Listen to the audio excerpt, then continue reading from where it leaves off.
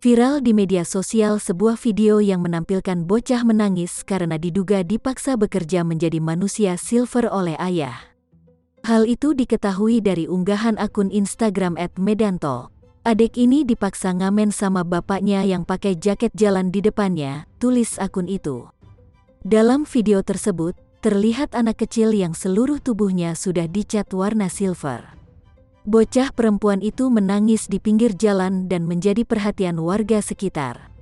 Sambil menangis, bocah silver itu lalu mengikuti seorang pria yang sudah berjalan lebih dulu. Video viral itu dikirim oleh seorang perempuan asal Deli Serdang, Sumatera Utara, Nurul Ismi.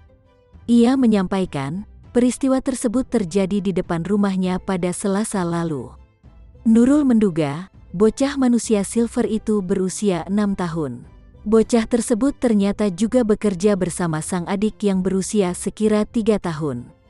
Dirinya membenarkan, bocah manusia silver itu menangis dan diduga dipaksa bekerja oleh ayahnya.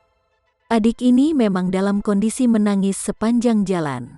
Ayahnya menggiring anak tersebut sambil jalan minta-minta, ujarnya saat dihubungi tribunnews.com.